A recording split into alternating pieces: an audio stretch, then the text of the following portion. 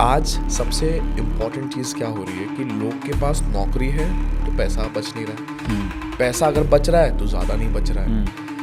आज 10x salary करे, अपना एक्टिव कैसे बढ़ाए, उस पर हम बात करने वाले। People are so scared to take a decision in their life. सबसे पहले स्टार्ट किया 22,000 की नौकरी से। 22,000 जो आप 22 से मैंने शिफ्ट किया 11 महीने 12 महीने के बाद 26,000 27,000 की नौकरी में। ठीक है। उस नौकरी में 1 साल काम किया और प्रमोशन हो गया। उसी कंपनी में रहा पूरे 10 साल। और 10 साल जब आपने छोड़ा, आपकी पैकेज कितनी थी? करीब 18 लाख के आसपास। मैं एक बहुत इंपॉर्टेंट चीज़ के बारे में आज बात करना चाहता हूँ जो ज़्यादातर फाइनेंशियल एडवाइजर्स नहीं बात करते। मैं कहूँगा अपने रिलेशनशिप्स पे ज़रूर काम करो। मान लो अभी एक ऐसा बच्चा है जिसका 25-30 साल का नौकरी है, अच्छा कर रहा है, वो उसको कॉन्फिडेंस और कॉन्फिडेंस दोनों चाहिए। हाँ, उसके पास एमबीए में जाने का पैसा है ना, टाइम है। ठीक है। वो अपना कॉन्फिडेंस कैसे बढ़ाए? कितना पैसे बचा लिया आपने पहले जॉब से? पहली नौकरी में मैंने ऑलमोस्ट, आप बिलीव नहीं करोगे, 70% के आसपास मैं पिछली जम के नौकरी मेहनत की, जम के वैल्यू। 1 साल में मेरी सैलरी हो गई 45,000 कि ये मैं इतने का लोन लिया है तो मैं इसको ख़त्म करूँगा अगर 20 साल में, तो I will and up paying how much. Correct. ये सवाल एक बहुत इंपॉर्टेंट सवाल है और कोई पूछता नहीं है। तो मैंने देखा यार ये तो मेरे से इतना पैसा लूट लेंगे कि इतने साल में तो इस घर की वैल्यू ही नहीं उतने तक पहुंचेगी। मतलब मान लो नहीं भी रहते हो तो आपकी फैमिली के लिए इतना कॉर्पस है कि वो अगर SWB भी कर लेंगे ना तो they will be able to live. तो आपको उस सिस्टमेटिक विड्रॉल प्लान। हाँ, क्या 6 महीने में ऐसा क्या किया? मतलब अगर यहाँ से किसी को अगर सीखना है, क्या मैं पॉलिश था, सैलरी डबल कैसे किया जाए 6-8-10 महीने के अंदर? इस पे बहुत काम किया। और घर था वो घर का? उस वक्त हमने 80 लाख रुपए में घर लिया। और आज क्या वैल्यू है उस घर की? 2.5 करोड़ के आसपास बिक जाएगा। सो ओवरऑल कॉर्पस आपका आज कितने का बना है? मैं बोलता हूँ me and my wife collectively, so हमने दोनों ने मिलाकर आज की डेट में अपना कॉर्पस 5 करोड़ का बना लिया। 5 करोड़ रुपए। क्या हम भी 5 करोड़ कमा सकते हैं सैलरी में से? हमेशा हमारे मन में यह सवाल आता है। आज के जो हमारे गेस्ट है ना, नवदीप जी ने 38 उम्र में 5 करोड़ का वेल्थ बना लिया, वो भी जॉब से। जब उनकी जॉब की शुरुआत हुई थी ना, वो मात्र 15 से 18,000 रुपए पर मंथ की जॉब में लगे थे। कैसे उन्होंने वेल्थ क्रिएट किया, जानेंगे आज के इस पॉडकास्ट में। और दोस्तों, अगर आप एक जॉब प्रोफेशनल हो, आप एक सैलरीड पर्सन हो और आप एक फाइनेंशियली फ्रीडम तक पहुंचना चाह रहे हो, तो मैं आपको एक बुक जरूर रिकमेंड करूंगा, और वो है money smart in your 20s and 30s। अगर आप 20s और 30s में हो, स्टॉक मार्केट, म्यूचुअल फंड या उसके अलावा टैक्स मैनेजमेंट, डेट मैनेजमेंट की प्लानिंग सीखना चाह रहे हो, तो ये बुक आपके लिए बहुत इंपॉर्टेंट है। क्योंकि इसका जो फर्स्ट चैप्टर है ना, लेजी फाइनेंशियल कैनवास, उसमें पहले आपका पूरा मॉडल बना देते हैं। आपके हिसाब से आप पूरा अपना खुद का चार्ट बना सकते हो कि किस तरीके से आप अपने फाइनेंशियल जर्नी को शुरुआत कर सकते हो। देखो, मैंने अपने लाइफ में बहुत सारी बुक्स पढ़ी है। हम पता है बुक्स क्यों नहीं पढ़ पाते? क्योंकि बुक्स में ना पिक्चर्स नहीं होते। ये बुक्स की सबसे खास बात है कि पूरे बुक्स का जो विजुअल है वो बहुत पिक्चर्स में उन्होंने डाल के रखे, जो बहुत इजीली समझ में आता है। हमें हमारे फाइनेंशियल फ्रीडम तक पहुंचने के लिए बहुत ज्यादा हेल्प करता है ये बुक। अच्छा, इसके अलावा जब भी इन्वेस्टमेंट्स की बारी आती है, कौन से एसेट्स में करें, कौन से म्यूचुअल फंड्स कर दें, हमें समझ नहीं आता, स्टेप बाय स्टेप गाइड इस बुक में दिया है।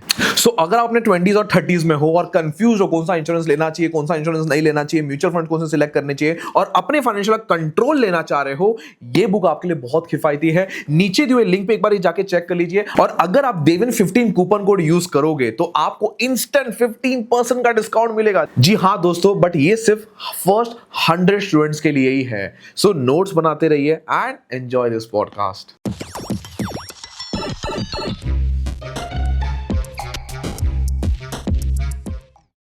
तो नवदीप जी, आज सबसे इंपॉर्टेंट चीज़ क्या हो रही है कि लोग के पास नौकरी है तो पैसा बच नहीं रहा है, पैसा अगर बच रहा है तो ज़्यादा नहीं बच रहा है।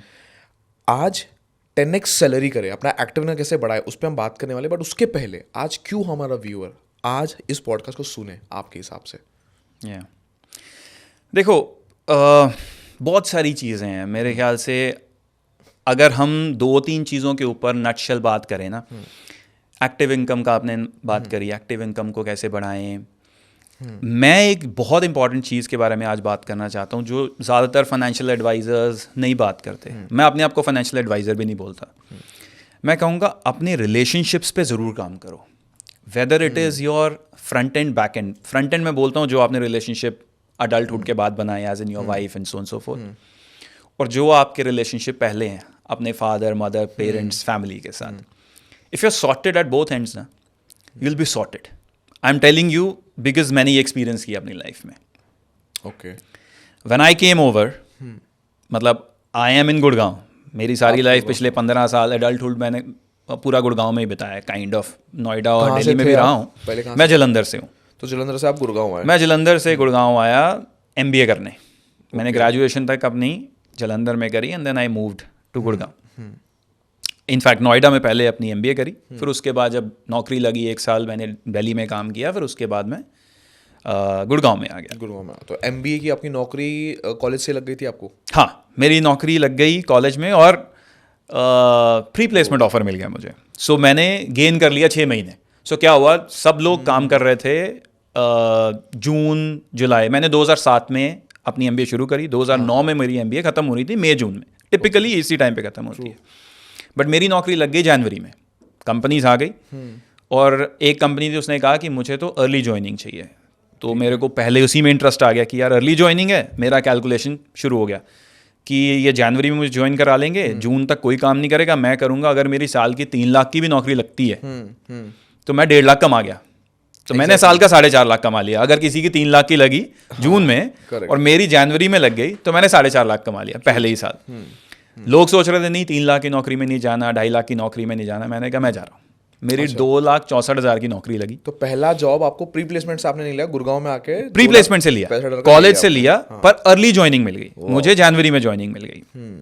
ये ज्वाइनिंग मिली कैसे, अगर मैं थोड़ा सा एक बार? कंपनी आई कैंपस में, उन्होंने कहा कि हमें MBA के लिए MBA के लोग चाहिए जो हमारा मार्केटिंग देखेंगे। सो एक कंपनी का नाम नहीं लूँगा उसका, जिसके साथ मैं काम करता था। दे wanted people who were polished, MBA किया हुआ है और उनको अपने मार्केटिंग कैंपेन्स रन करने थे and they wanted people in that month only. They could not wait till जून जुलाई तक वेट नहीं कर सकते। उन्होंने कहा हमें अभी चाहिए। तो कॉलेज में ना ये ऑप्शंस होती हैं कि अगर कोई बच्चा पहले प्लेस हो जाता है और वो एग्जाम देने के लिए वापस आ जाएगा, बट अभी उसको नौकरी करने जाना है तो चला जाने दो। तो मैं सेलेक्ट हुआ, मैंने जनवरी में नौकरी ज्वाइन कर ली। तो कंपनी आई कॉलेज में, कॉलेज वालों ने कहा कि ज्वाइन करना है तो आप कर सकते हो। कंपनी ने कहा हाँ ज्वाइन कराना है, मैंने ज्वाइन कर लिया। सो मेरे बाकी साथी पढ़ रहे हैं, एग्जाम की तैयारी कर रहे हैं, मैं कमा रहा हूँ। कमा रहे हो, वाओ। मैंने पहले 6 महीने अपने कॉलेज के टाइम से कमाना शुरू किया, मतलब अपने पोस्ट ग्रेजुएशन पे। ग्रेजुएशन तक कुछ नहीं कमाया। सर आपके माइंडसेट पे कितना हेल्प किया? बिकॉज लोग कॉलेज के साथ साथ इंटर्नशिप नहीं करते, आपने तो सीधा जॉब पकड़ लिया 2,65,000 का।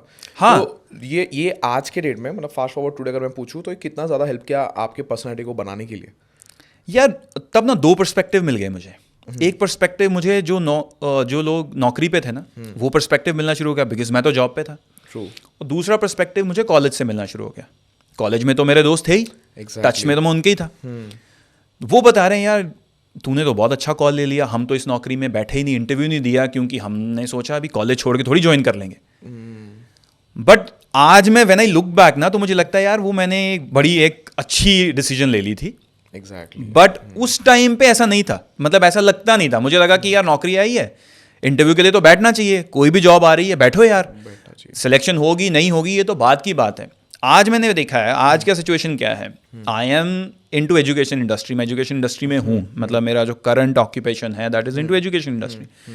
मैं देखता हूँ people are so scared to take a decision in their life.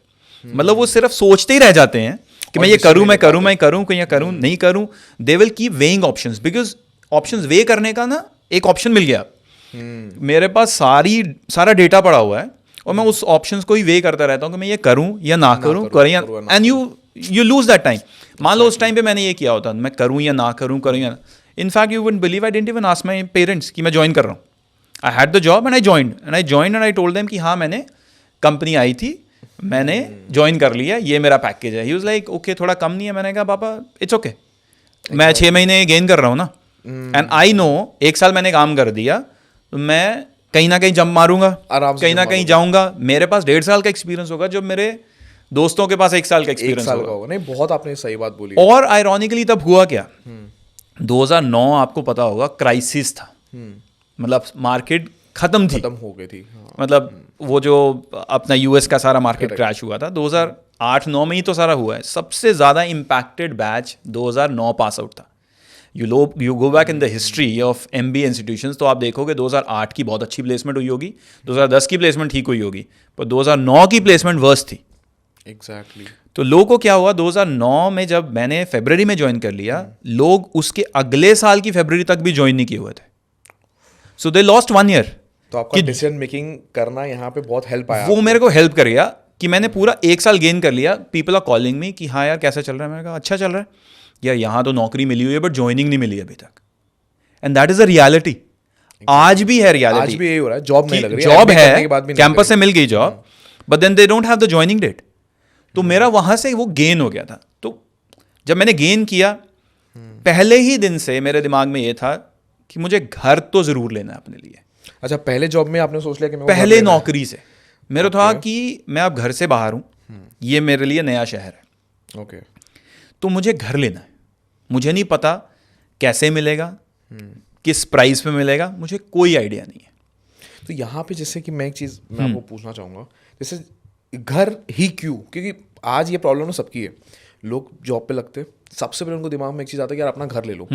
और मेरा ये मानना है कि घर ना आपको एक फाइनेंशियल बर्डन में डाल देती है अगर आपने सही से फाइनेंशियल प्लान करके नहीं लिया तो, और अर्ली स्टेज पर ले लिया तो। बिल्कुल। और ये भी एक डिसीजन बनाना बहुत इंपॉर्टेंट, बिकॉज बहुत लोग जैसे आपने बोला ना डिसीजन नहीं बना पाते, और एक डिसीजन मेकिंग स्किल एक बहुत इंपॉर्टेंट स्किल माना जाता है, बहुत अंडररेटेड है। बिल्कुल। मेरे मेरे अभी एक दोस्त है, वो फौज में है, तो वो बोलते हैं फौज में अगर किसी को प्रमोट करना है ना, तो डिसीजन मेकिंग कितना फास्ट बना पाता है उसके ऊपर डिपेंड करता है। One of the most underrated skill है आज की डेट, डिसीजन मेकिंग। मैं कहता हूँ एमबीए आपको सिखाती क्या है? ओके, 2 चीज़ें सिखाती है। लोग सोचते हैं एमबीए में पता नहीं क्या करिकुलम होगा, क्या सब्जेक्ट्स होंगे, मैं मार्केटिंग पढ़ूंगा, फाइनेंस पढ़ूंगा, ऑर्गेनाइजेशनल बिहेवियर पढ़ूंगा।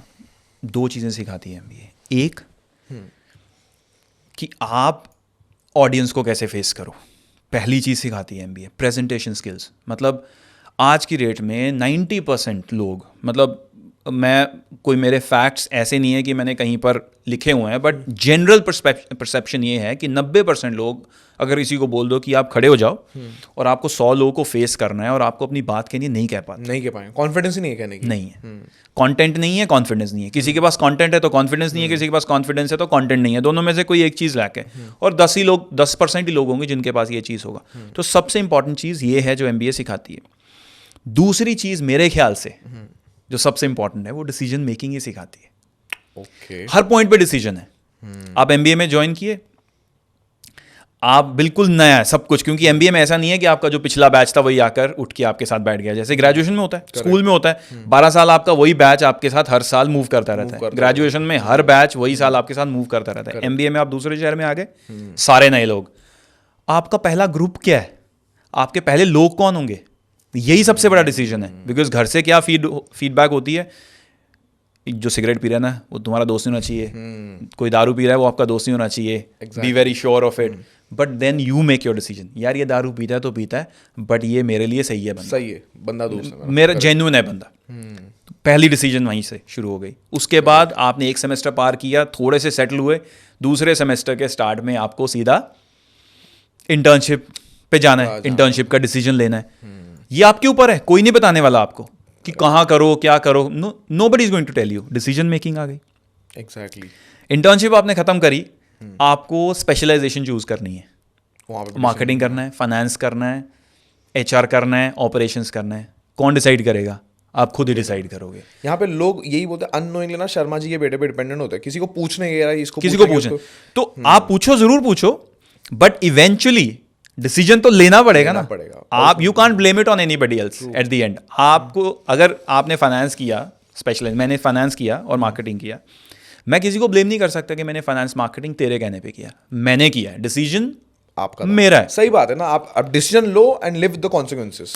3rd सेमेस्टर आप आ गए, आपने स्पेशलाइजेशन का डिसीजन भी लिया, उसके बाद आपकी नौकरियां आनी शुरू हो गई, कंपनीज आनी शुरू हो गई 4th सेमेस्टर में, 3rd सेमेस्टर के एंड में, 4th सेमेस्टर के स्टार्ट में। तो किस कंपनी में बैठना है, किस कंपनी में नहीं बैठना, क्या करना है क्या नहीं करना, फिर से डिसीजंस। तो डिसीजन मेकिंग सबसे इंपॉर्टेंट स्किल है जो मेरे ख्याल से एमबीए सिखाता है। या कोई भी, अगर आप घर से बाहर आते हो, ये चीज़ आपको डिसीजन मेकिंग पे आती है। आपको घर खरीदना है, आपको किराए के घर पे रहना है। मैं कहता हूँ घर खरीदना तो बहुत बड़ा डिसीजन है। आपको अगर किराए के घर में भी रहना है तो आपको सेलेक्ट करना पड़ेगा ना, ये भी एक डिसीजन है। सो डिसीजन मेकिंग बहुत अंडररेटेड स्किल है। हमें लगता है कि यार ये तो बस बाय द वे हो रहा है, बट बाय द वे नहीं हो रहा है, ये करना पड़ रहा है। और कहीं पर भी आप गलत होगे तो आप उससे सीखो। डिसीजन आपका गलत हुआ है तो आप उससे सीखो, बट डिसीजन लेना बंद मत कर दो। बन मत। मेरे ख्याल से ये बहुत बहुत इंपॉर्टेंट पावरफुल चीज़ है। चीज़ है, बिकॉज अगर आप डिसीजन नहीं लोगे ना अपने लाइफ का, तो आपके बिहाफ पे कोई और डिसीजन लेगा और आप उसके हिसाब से जीना चालू कर exactly, and then you will keep playing that blame game. Blame game यार इसने कहा था, मैंने इसलिए कर दिया, वो हो गया, फलाना हो गया, मैंने इस कंपनी में ज्वाइन कर लिया बट मुझे तो इसमें ज्वाइन करना चाहिए था। मेरे लाइफ में एक ऐसा इंसिडेंट भी हुआ था। मैं एक कंपनी में काम कर रहा था और उस कंपनी में अच्छा कर रहा था, मतलब मान लो मेरी 25,000 रुपये तनख्वाह थी उधर, 25-30 हज़ार रुपये मेरी तनख्वाह थी उस नौकरी में। और मैं उस नौकरी की मीटिंग करने कहीं गया हुआ था, मीटिंग करके फिनिश हुआ। मेरा जॉब ऐसा ही था, आउट गोइंग, थोड़ा जॉब से निकलना पड़ता था, शाम को वापस आ रहा हूँ और मैंने एक जगह पर अप्लाई किया हुआ था। तो मैंने सोचा था कि 3-4 बजे तक फ्री हो जाऊँगा और मैं इंटरव्यू दूंगा। फ्री हुआ मैं रात को 7 बजे, मीटिंग कर करके 7 बजे फ्री हुआ। तो मैंने कहा यार अब तो गया मीटिंग, मेरा इंटरव्यू गया। बट मैंने सोचा कि यार एक काम करता हूँ, चलता हूँ। 24/7 कंपनीज होती हैं, MNC थी। मैं गया, वहाँ मेला लगा हुआ है, 8 बजे इंटरव्यूज चल रहे हैं, मैं 8:30 बजे इंटरव्यू में बैठा। रात को 12 बजे मुझे ऑफर लेटर मिल गया। 26,000 की सैलरी पे था, 26-27 हज़ार की सैलरी में मुझे 38,000 का ऑफर मिल गया। 26,000 से सीधा 38 26,000, 38। कितने साल काम किया आपने ये 26,000 की नौकरी में? 26,000 की नौकरी मैंने पहले 1 साल काम किया। जब मैंने सबसे पहले स्टार्ट किया 22,000 की नौकरी से, 22,000 जो आपको कॉलेज 22 से मैंने शिफ्ट किया 11 महीने 12 महीने के बाद 26,000-27,000 की नौकरी में। ठीक है। उस नौकरी में 1 साल काम किया और प्रमोशन हो गया। उसी कंपनी में रहा पूरे 10 साल। अब उसी कंपनी में 10 साल थे जहाँ पे आपको 12 बजे ऑफर जिस कंपनी में मैंने as associate, senior associate join किया था, उस कंपनी को मैंने छोड़ा करीब 10 साल बाद as an associate director. Wow. और 10 साल जब आपने छोड़ा, आपकी पैकेज कितनी थी जब आपने छोड़ा? मेरा पैकेज था करीब 18 लाख के आसपास, और मैंने ज्वाइन किया था उनको करीब 3 लाख, 3.25 लाख के पैकेज पे। Amazing. And this I am talking 2019 में मैंने उनको छोड़ा और 2010 के बिल्कुल स्टार्ट में मैंने उनको ज्वाइन किया था। सो आई हैड ग्रेट टाइम। मतलब मैंने अपना प्रोग्रेशन देखा। आज 18 लाख ना शायद बहुत साउंड नहीं करता है, अब ऐसा लगता है शायद 18 लाख क्या है, सबको ही मिल रहा है। But you go back 6 years back 18 lakh नहीं, 18 लाख बहुत लाख की वैल्यू बहुत है। और मैं बिफोर आपके इन्वेस्टमेंट्स के बारे में पूछूं, मेरे को ये जानना है, ये 10 साल आपने क्यों एक कंपनी में बिताया? बिकॉज MBA में सिखाया नहीं जाता था कि जॉब चेंज करते रहो, जॉब चेंज करोगे तो सैलरी हाँ मिलेगा। होता है बहुत टेम्पटिंग था। मैं बता रहा हूँ ना, पहली नौकरी मैंने करी 1 साल बाद मैंने चेंज कर ली, बिकॉज मेरे को एनवायरनमेंट बहुत अच्छा नहीं लग रहा था। I was not growing. काम ठीक था बट मैं ग्रो नहीं कर रहा था। करेक्ट। बट पहले नौकरी में मैंने कुछ सीखा है, वो भी मैं आपको बताता हूँ। ये जो क्वेश्चन पूछ रहे हैं इसका आंसर एक है, क्योंकि मैं ना सीखता गया हर साल, मुझे कुछ कुछ नया मिल रहा था अपनी नौकरी में, इसलिए मुझे छोड़ने की जरूरत नहीं पड़ी। बट मैंने सीखा क्या पहली नौकरी में? जिस कंपनी में मैं गया वो कंपनी छोटी थी बट मेरा रोल बड़ा था। ओके। फिर वही डिसीजन मेकिंग पे बात आ गई। मेरे को पहले ही साल में उन्होंने बोल दिया कि पूरी कंपनी का मार्केटिंग प्लान डिवाइस करो तुम। ओके। मैं एक अभी मार्केटिंग पढ़ रहा हूँ, 1.5 साल मैंने सिर्फ MBA करी है, और पहली नौकरी में मुझे कह रहे हैं कि पूरा का पूरा मार्केटिंग प्लान बनाओ हमारी कंपनी का, और ये आपका बजट है, ये हमें उसमें से रिजल्ट चाहिए। तो मैं एक 22 साल का 22 साल का लड़का एक कंपनी के लिए जिसकी टर्नओवर ठीक ठाक है, उसके लिए मार्केटिंग प्लान बना रहा हूँ। लोग अभी एक सूडो मार्केटिंग प्लान MBA में बना रहे हैं जिसका एग्जाम देंगे अभी 4th सेमेस्टर में। मैं एक्चुअल में लाइव बना रहा हूँ, जेन्युइन पैसा मिल रहा है मेरे को, उसको लगा रहा हूँ मैं और उसका प्लान बना रहा हूँ। ये जो मैंने सीखा पहले साल में वो आज तक मेरे काम आ रहा है। जस्ट क्योंकि आपने प्रैक्टिकली बहुत ध्यान प्रैक्टिकली मैंने किया। मतलब मेरे को ये भी पता था कि अगर मुझे एक लीफलेट बनाना है, एक कंपनी का लीफलेट बनाना है, तो उसमें कितना खर्चा आएगा, उसका डिज़ाइन कौन करेगा, डिज़ाइन एलिमेंट्स क्या होने चाहिए, कलर स्कीम क्या होनी चाहिए, ये सब मैंने पढ़ा ही नहीं था। और कॉलेज में बताएंगे भी नहीं। कॉलेज में कोई बताता नहीं है। मतलब इसके बाद कॉलेज में पता क्या बताएंगे? टेस्ला की केस स्टडी। मतलब मैं टेस्ला में कब जा रहा हूँ? टेस्ला आ भी नहीं रही यहाँ पर। ज़्यादातर जो किताबें में पढ़ाई जाती हैं they are all westernised. Indian किताबें तो अब आनी शुरू हुई हैं ट्रेंड में, when we have started exploding in the on the world stage. बट उससे पहले तो हम लोग फिलिप कॉटलर पढ़ते थे। फिलिप कॉटलर बाहर का ऑथर है, वो बाहर की एग्जाम्पल्स देगा, वो बड़ी बड़ी कंपनीज की एग्जाम्पल देगा। कोई पतंजलि की एग्जाम्पल तो मुझे नहीं मिली किसी में। मुझे डाबर की कोई एग्जाम्पल तो नहीं Example मिली, नहीं मुझे HUL की एग्जाम्पल मिलेंगी, वो भी इंडियनाइज नहीं, वो भी अमेरिका की, अमेरिका के HUL, इंडिया की। तो ये इंपॉर्टेंट सारे एस्पेक्ट्स थे पहली नौकरी में। मतलब पहली नौकरी में भले बड़ी कंपनी नहीं थी, बट मेरा रोल बहुत बड़ा था। कितना नौकरी में जब आप गए थे, आपके पढ़ाई का कितना परसेंटेज काम आ रहा था यहाँ पे, जो इतना मेहनत किया था आपने? मैंने वही बताया ना, 2 ही चीज़ें काम आ रही थी पढ़ाई की। सिर्फ वो ये प्रेजेंटेशन, प्रेजेंटेशन की सामने खड़े होके मुझे अगर क्लाइंट फेस करना है तो मेरे को कोई इशू नहीं था। मेरे को भी यही लगता है कि MBA में सिखा एक चीज आता है कि PPT बनाना और PPT देना दोनों सिखा देते हैं, क्योंकि मतलब PPT इतना देना पड़ता है मुझे याद है जब पहले सेमेस्टर में पहला PPT देना था तो टांगे कांप रही थी, ऐसे हो रहा था यार ये कैसे होगा। बट जब हम लास्ट दे रहे थे तो एक पॉइंट था कि यार तुम लोग रहने दो, मैं अकेला देता हूँ। मतलब जनरली क्या होता था, ग्रुप प्रेजेंटेशन होती थी, तो होता था कि यार तुम रहने दो, मैं अकेला देता हूँ, बिकॉज मेरा ये टॉपिक, मैं इसमें मतलब प्रॉपर हूँ इस टाइम पे। तुम लोग शायद आकर बीच में कुछ तुमसे क्वेश्चन कोई पूछ लेगा, तुम आंसर नहीं दे पाओगे, हमारे पॉइंट कट जाएंगे, करेक्ट, मैं देता हूँ। So there was a point when I did my final presentation all by myself. Dissertation होता है, एक मिनी PhD बोलते हैं MBA में, लास्ट में, मतलब PhD तो नहीं होता है बट उसको हम डेजर्टेशन प्रोजेक्ट बोलते हैं। तो लास्ट में आपको एक प्रोजेक्ट के ऊपर पूरी प्रेजेंटेशन अकेले देनी होती है, और तब तक आपका कॉन्फिडेंस, वो कॉन्फिडेंस ऐसा हो जाता है। हर एक का नहीं होता, बट कईयों का होता है, कईयों का नहीं होता। मतलब ये एक स्किल है जिसके ऊपर मैं अभी भी लोगों को बोलता हूँ। मतलब इस पॉडकास्ट में हम थोड़ा डाइग्रेस शायद कर रहे हैं, बट कोई इंसान अगर MBA कर रहा है ना, फॉर एन एग्जाम्पल, उसको बोलो कि यार ये 2 स्किल पे काम कर ले, इसके अलावा कुछ चाहिए नहीं है मार्केट में। तो एक बात बताओ सर, मान लो अभी कोई MBA नहीं कर पा रहा है, मान लो अभी एक ऐसा बच्चा है जिसका 25-30 साल का नौकरी है, अच्छा कर रहा है, वो उसको कंटेंट और कॉन्फिडेंस दोनों चाहिए। हाँ। उसके पास MBA में जाने का पैसा है ना टाइम है, ठीक है, वो अपना कॉन्फिडेंस कैसे बढ़ाए सो दैट वो भी पब्लिक स्पीकिंग कर पाए, और उसको पब्लिक स्पीकिंग करके लेट्स उसको फेमस नहीं होना है, फेमस होना है, कंटेंट क्रिएशन करना बात अलग है, बट एटलीस्ट वो जॉब पे परफॉर्म कर पाए, लोगों से अच्छे से कम्युनिकेट कर पाए। लोग के अंदर कॉन्फिडेंस ही नहीं आ रहा है, तो जैसे आपने डेवलप किया over the period of time, मेरा बंदा, मेरा जो आज व्यूअर है, वो कैसे कर पाएगा?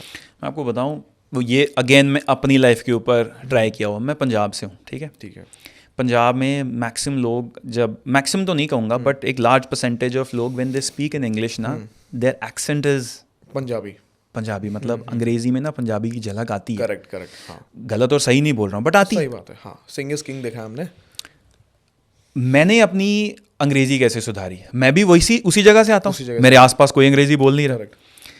मुझे क्रिकेट देखने का बहुत शौक है बचपन से। मतलब मैं 1996 के वर्ल्ड कप से क्रिकेट पे हुक्ड हुआ था, तो आज की डेट में मैं क्रिकेट देखता हूँ सब छोड़ के। कमेंट्री जो थी ना, तब हिंदी कमेंट्री आती थी और इंग्लिश भी आती थी, बट मैं इंग्लिश कमेंट्री सुनता था। ओके। 1996 से 2007 तक, जब तक मैंने अपनी MBA के लिए प्रिपेयर करना शुरू किया, मैं इंग्लिश कमेंट्री सुनता था। मुझे ये पता लग गया था कि सही अंग्रेजी है क्या, क्योंकि आप 10 साल क्रिकेट से सुन रहे हो आप। कमेंट्री सुनने से आपका क्या हुआ? लोग कहते हैं सुनने से क्या होगा, मैं कहता हूँ सुनने से ये होगा कि आपको ये पता लग जाएगा कि सही अंग्रेजी है क्या। मतलब मैं सेंटेंस बोल रहा हूँ, आज की डेट में बहुत सारे लोग जो इंग्लिश के साथ स्ट्रगल करते हैं ना, उनको यही नहीं पता कि जो उन्होंने सेंटेंस बोला वो एक्चुअली सही था या गलत। उनको सेंटेंस ही फॉर्मेशन नहीं पता।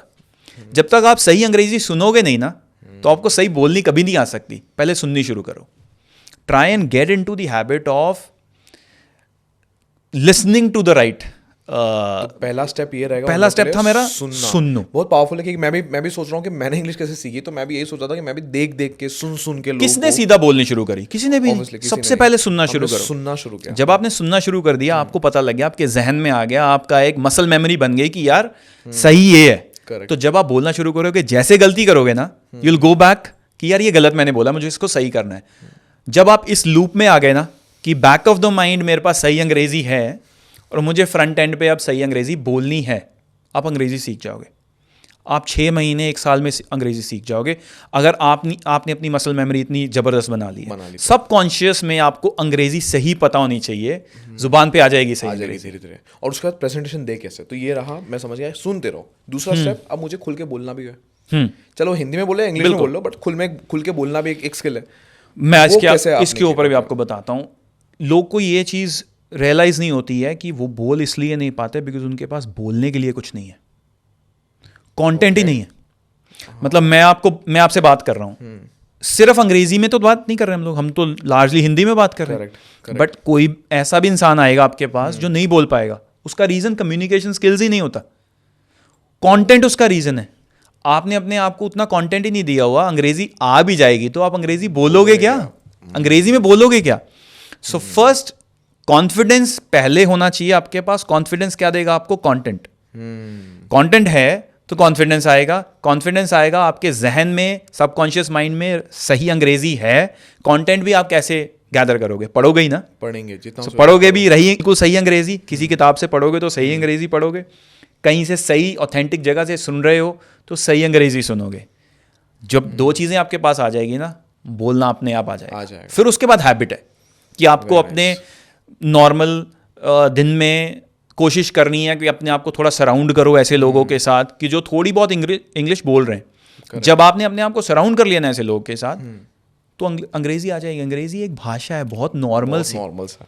तो बहुत आपने पावरफुल चीज़ बताई है कि अब लोग को ये डिसाइड करना है कि उन लोग के पास कम्युनिकेशन स्किल का प्रॉब्लम है, कंटेंट का प्रॉब्लम है। यस, आपने एक नया प्रॉब्लम दे दिया उन लोगों को ढूंढने के लिए कि क्या उनके पास कंटेंट है भी कि नहीं बोलने के लिए। नहीं, अगर कंटेंट गैदर करोगे तो शायद ऑटोमेटिकली वो बोल पाएंगे। बिल्कुल बिल्कुल। सिर्फ हम सारा दोष ना कम्युनिकेशन को दे देते हैं।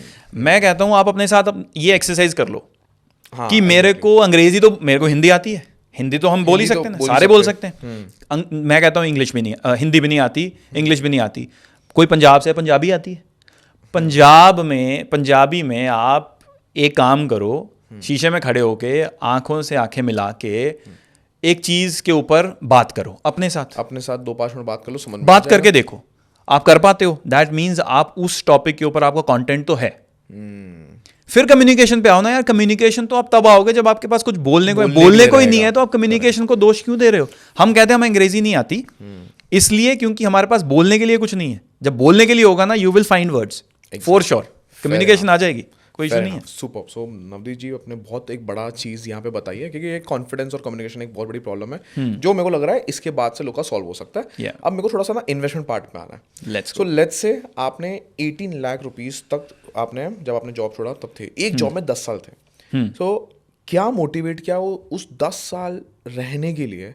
एंड क्योंकि जब आप उस over the period of time जिंदगी अपने सबसे ज़्यादा टाइम आप उसी जॉब में थे, तो अपने फाइनेंशियल जर्नी कैसी थी आपके इस पीरियड ऑफ टाइम पे? क्योंकि आपने बोला था मैं घर भी लेना चाह रहा था, उस पर भी हम थोड़ा बात करेंगे। डिसीजन मेकिंग का क्या हुआ? मैंने 2007 में अपनी MBA शुरू करी, 2009 में ख़त्म करी। 2009 जनवरी में मैंने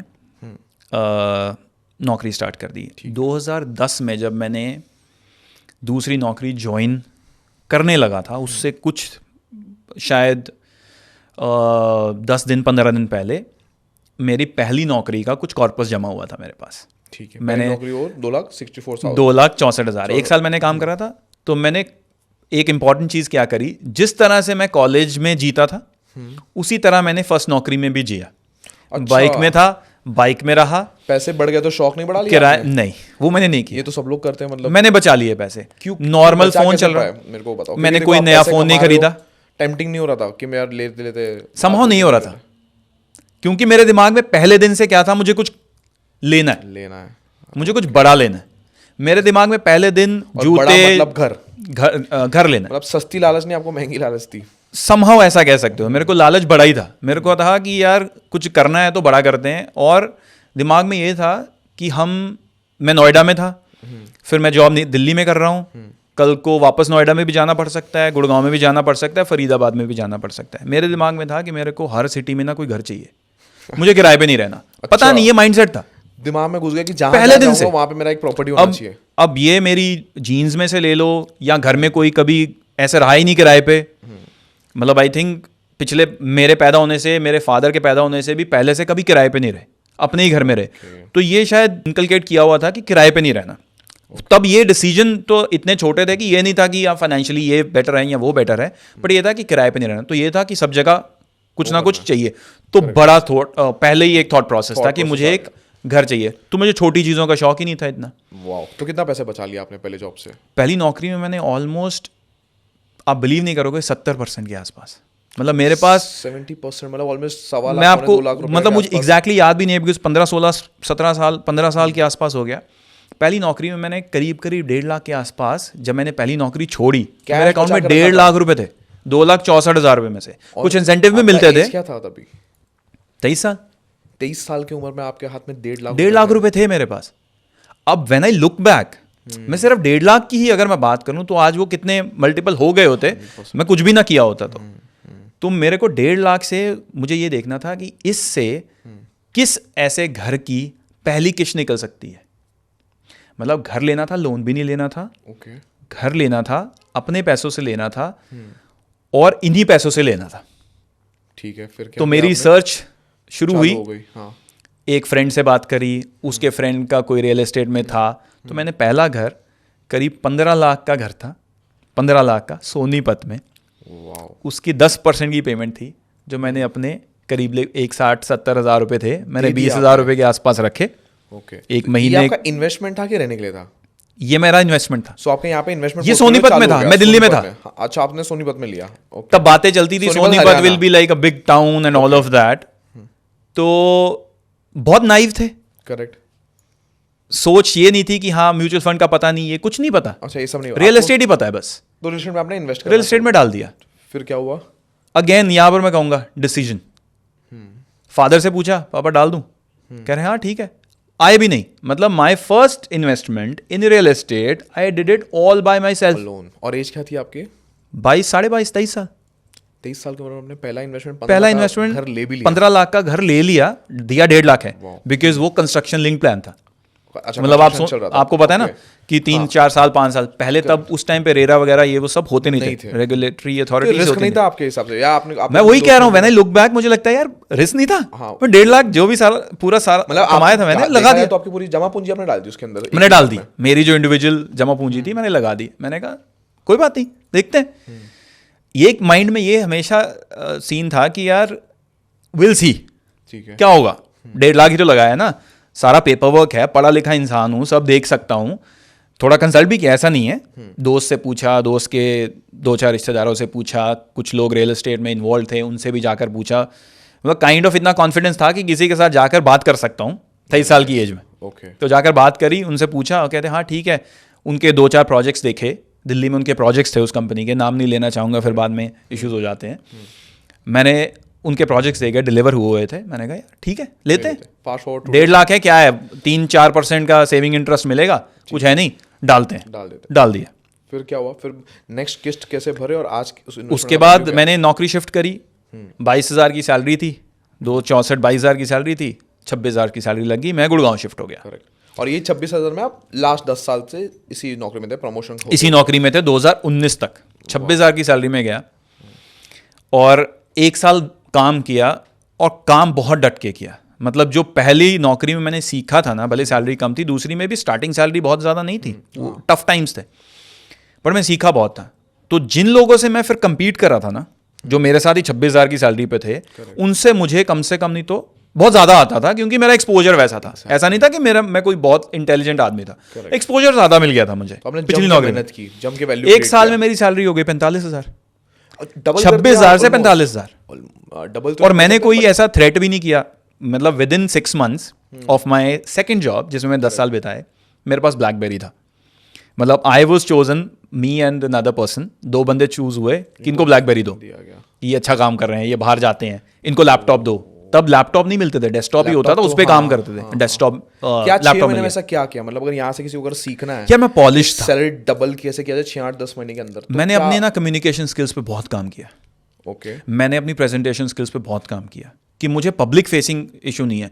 मेरी सीईओ और मैं प्रेजेंटेशन देने चले जाते थे, वो अमेरिका रिटर्न थी। तो बेसिकली आप क्लाइंट ला के देते थे, कंपनी को बेनिफिट होता था, क्लाइंट company ला के को देता benefit था होता और मैं प्रेजेंटेशन भी दे रहा हूँ। सीईओ सोच रहा है यार ये बंदा 23-24 साल का है, ये 200 लोगों के सामने खड़े होकर बात कर रहा है। None of them the other contemporaries of mine, they couldn't do it. और जब मैं कर रहा था तो वो किसी को और ऑप्शन भी नहीं मिल रहा था, मैं ही कर रहा था। उनको लगा यार ये बंदा जाना नहीं चाहिए। तो यहाँ पे एक ऐसी चीज़ मेरे को अनुपम मित्तल की याद आती है, जो शार्क टैंक में आते हैं, बोलते हैं कि ऐसी स्किल्स सीखो जो थोड़ी सी डिमांड में रहे और बाकी लोगों को सीखना डिफिकल्ट रहे, एग्जैक्टली। तभी आपको एक बड़ा ग्रोथ मिलेगा। तो आपके लिए वही बेनिफिट किया, टाइम पे सीख लो, टाइम पे सीख लो, टाइम पे सीख लो स्किल। इवेंचुअली आप अंग्रेजी बोलना या कॉन्फिडेंट हो ही जाओगे यार। मतलब जब आप कॉर्पोरेट में रह लोगे ना 5-10 साल, तो आप हो ही जाओगे। पहले साल में कर लो। ओके। 2 साल अगर पढ़ाई करने को मिले हैं ना यार, उसको इतना भुनाओ कि आपको लगे यार कि ये 2 साल मेरे मेकिंग थे। आपको उस टाइम रियलाइज नहीं होगा एक्चुअली, बट वो 2 साल आपके मेकिंग होते हैं। इन 2 स्किल पे काम कर लोगे ना, decision making and communication communication skills पे, और तीसरा कंटेंट पे बोलने के काम लिए कर कुछ लो। होना मतलब चाहिए, मैं जब मैं जरूरी बात है। कम्युनिकेशन स्किल्स की बात कर रहा हूँ, मैं इंटरपर्सनल स्किल्स लार्जर पिक्चर वो है कम्युनिकेशन आप बोल रहे हो, मतलब communication comes with content. With content, और आपने डिसीजन मेकिंग कर ली। फिर क्या हुआ सर उसके बाद? तो दूसरे साल 45,000 की नौकरी, 45,000 पे पहुंच गया। एंड तीसरे साल 20% का इंक्रीमेंट, फिर 20% का इंक्रीमेंट, 25% का इंक्रीमेंट, 30% का, ऐसे चला। फिर तो आपको इसलिए फिर आई एम श्योर कि आपको मतलब 3 लाख से 18 मुझे नौकरी की जरूरत ही नहीं, 20 क्योंकि 25 30 मिनट तब मिलता है जब आप कोई जॉब छोड़ के भागते हो कहीं। एक और इम्पॉर्टेंट चीज़ है देवेन, सबसे इम्पॉर्टेंट चीज़ है, हर कोई इंसान ना अपने काम से थोड़ा थक जाता है, मोनोटोनस हो जाता है। 100% नौकरी छोड़ता क्यों है इंसान? True.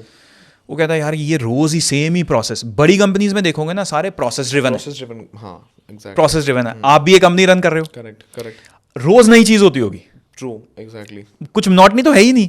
आज कुछ कर रहे हो, कल कुछ कर रहे हो, परसों कुछ कर रहे हो। बड़ी company process driven, process driven रहती है। मतलब आप किसी भी बड़ी कंपनी का नाम ले लो, you talk to a person, they will know यार मेरा everything is taken care of. Exactly, एक प्रोसेस है, मैंने वो करना है। थक जाते लोग, फिर उनको या तो ग्रोथ के लिए भागते हैं या काम के लिए भागते हैं, छोड़ते हैं। मैं जिस कंपनी में पहले था, वहां पर भी कुछ नया रोज कर रहा हूँ। जिस कंपनी में मैं उसके बाद था, वो भी एक काइंड ऑफ स्टार्टअप ही था।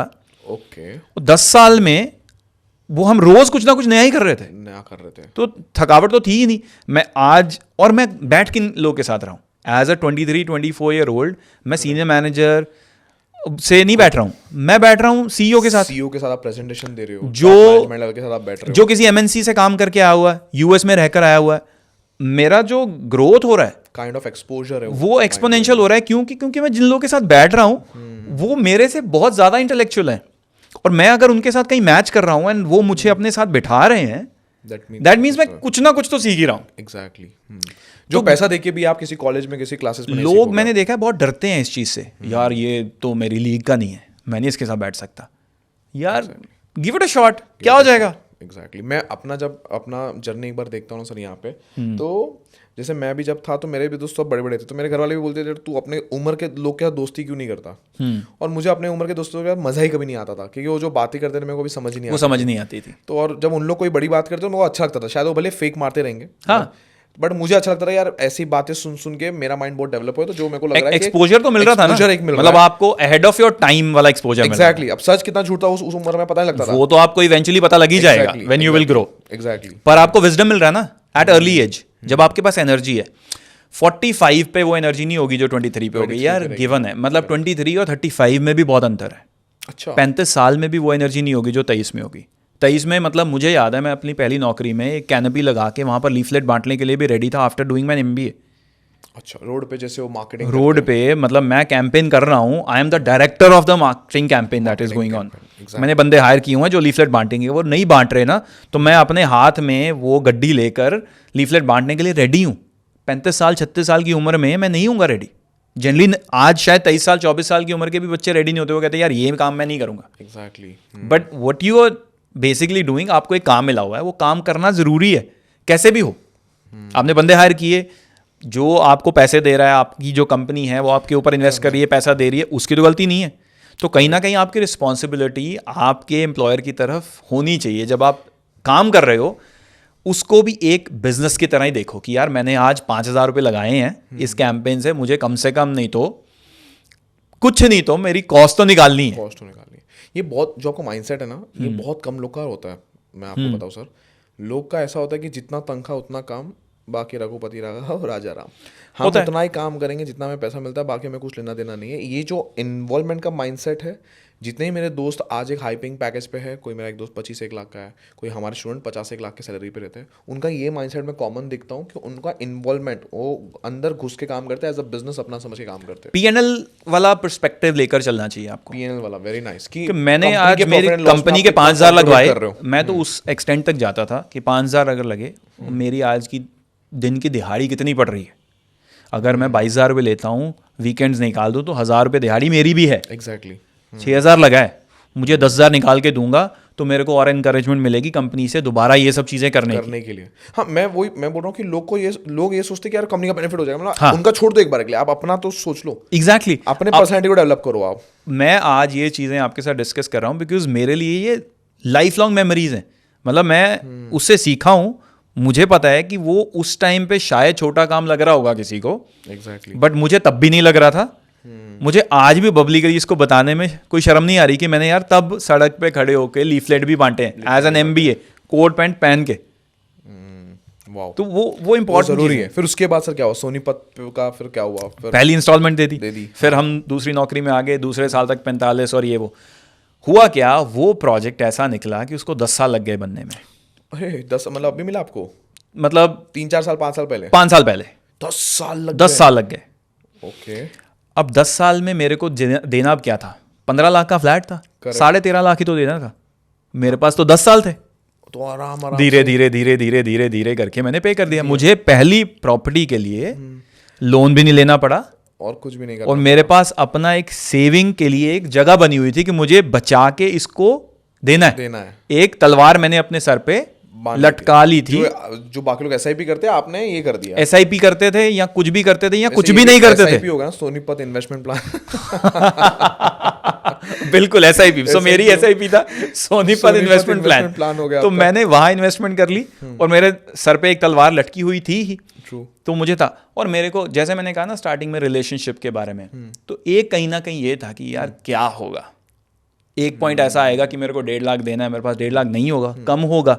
मेरे पास नौकरी है, थोड़ा बहुत लोन ले सकता हूँ, लोन लेने से पहले मैं अपने फादर के पास जा सकता हूँ। एग्जैक्टली, हाँ। सो मैंने कहा ना कि backward integration of relationship and forward integration of relationship. तो बैकवर्ड इंटीग्रेशन तो फादर से इनको कॉन्फिडेंस में तो लिया हुआ था कि घर ले रहा हूँ, तो कल को 20-25-30 हज़ार की नौकरी कुछ जरूरत पड़ेगी तो father is there, he'll help me out. Amazing. तो वहां से इन्वेस्टमेंट करने का एक हौसला मिला था बिकॉज ऑफ द रिलेशनशिप्स। और फास्ट फॉरवर्ड टुडे, आज जो सोनीपत का वैल्यू कितना है?